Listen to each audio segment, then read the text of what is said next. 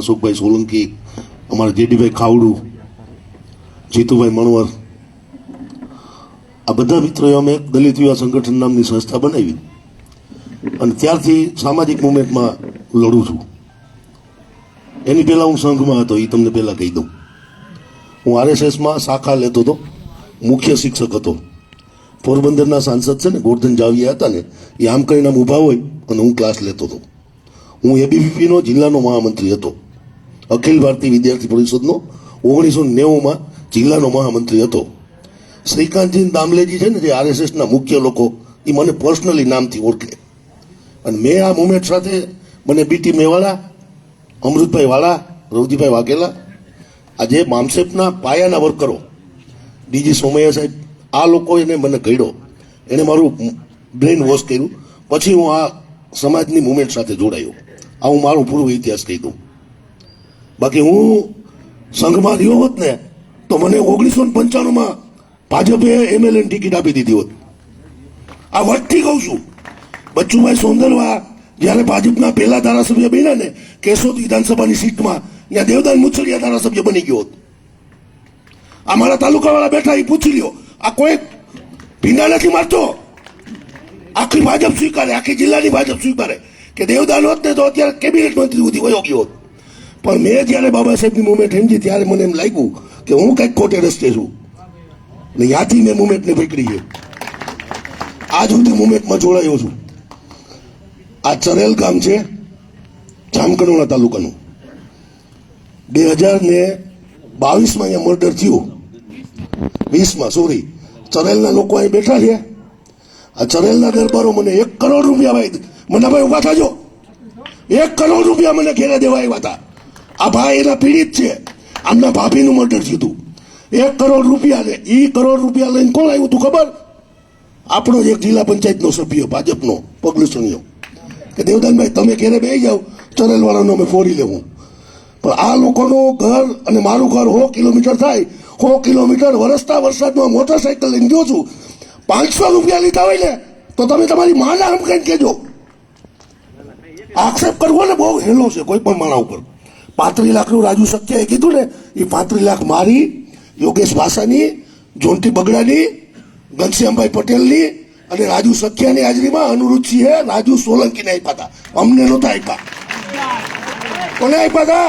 રાજુ સોલંકીને કાર્યક્રમ કરવા માટે આપ્યા હતા. અને હું જ લઈ ગયો તો, સ્વીકારું છું સમાજ પાસે. જો ભાઈ સમાજની લડત છે ને, એ ગમે એમ મોટી કરવાની, સમાજનું નામ દેખાય કરવાનું. દુશ્મનનો દુશ્મન દોસ્ત. કાલ જયરાજ કાલ અનુરુચિ આને વાંધો પડે ને તો જયરાજસિંહને પાસે બોલાવી લો ને, એમાં કાંઈ વાંધો નહીં. સમાજની લડાઈ મોટી કરવાની, ગમે ત્યાંથી કરો. મેં નક્કી કર્યું હતું કે ગોંડલનું સંમેલન કરવું છે. આ બધા મિત્રો સાક્ષી છે. ઉપલેટા હોય, ધોરાજી હોય, કનોળા હોય, લોધિકા હોય. હું રાતે 2 વાગે અહીંયા ગયો છું. 4 જ દિનનો ટાઈમ હતો. 12 તારીખે સંમેલન હતું ને 8 તારીખે અમે જાહેરાત કરી હતી કે 12 તારીખે માત્ર 4 દિવસમાં એટલા લોકો ભેગા. ગોવિંદભાઈ એના સાક્ષી છે. હું રાતે 2 વાગે અમને લઈ ગયો છું. હું ભાવનગર સુધી પૂગ્યો છું. રાજુભાઈ તો ઘરમાં બેઠા હતા. રાજુભાઈને ખબર નહોતી લશ્કર ક્યાં લડાઈ. રાજુભાઈ તો અને આખા જિલ્લાના આગેવાનો, આ જે ખાવડું છે ને, મેંદરડા ગ્રામ પંચાયત છે, આખી ગુજરાતની સૌથી મોટી ગ્રામ પંચાયત છે. ભાજપની કોંગ્રેસની સામે પડી ગામની નગર વિકાસ સમિતિ બનાવી અને 24માંથી 22 સભ્યોને જીતાડ્યા. એવડો પટેલ સમાજમાં એટલું વર્ચસ્વ ધરાવતો માણસ જેડી મારી અને 95થી કામ કરે છે. આ જેડીભાઈ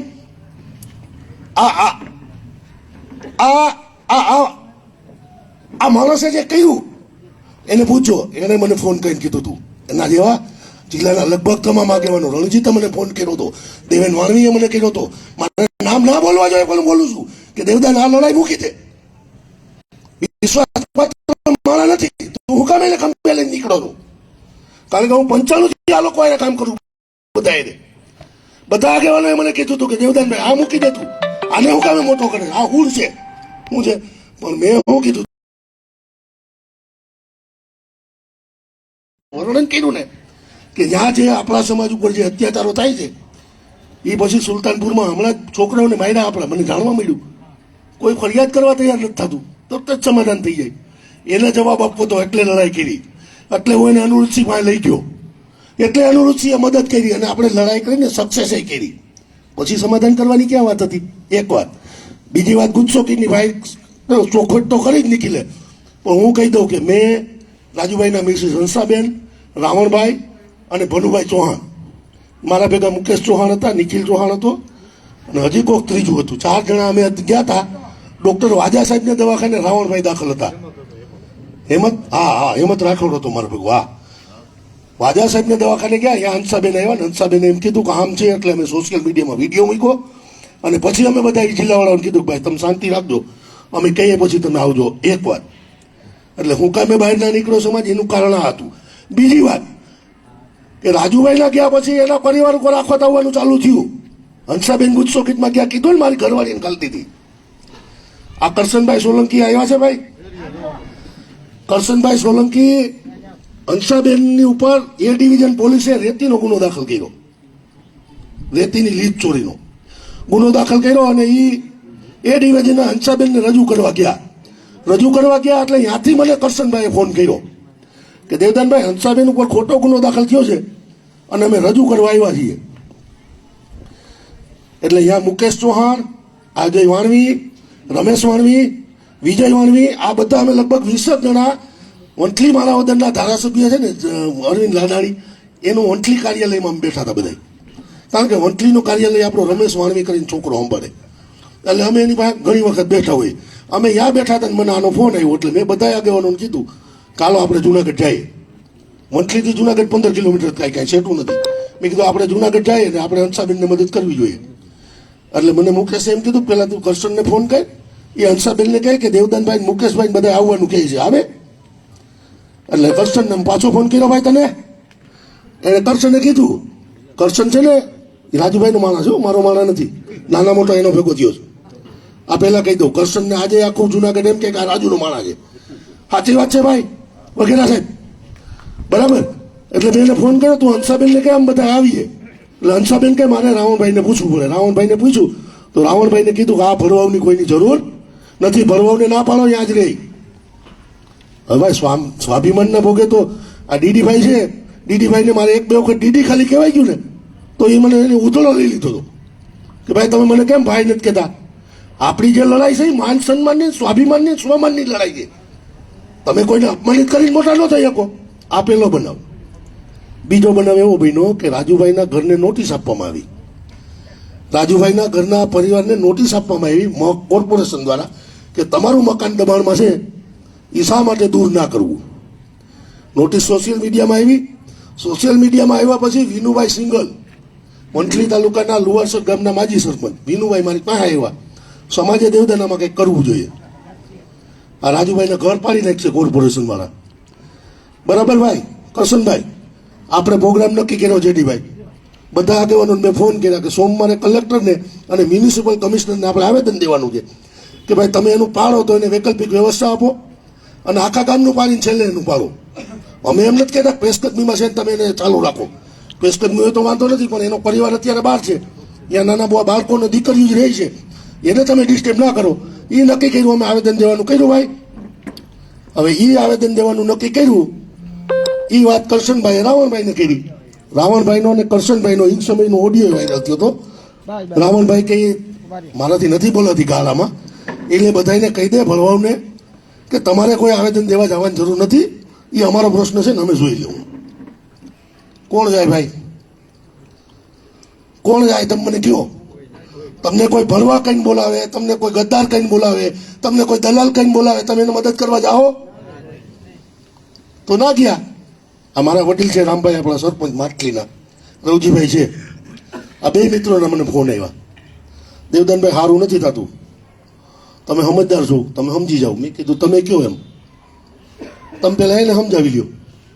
તમે કહો કે આ લડત મૂકી દેવી છે તો સવારે મૂકી દેવાની મારી તૈયારી છે.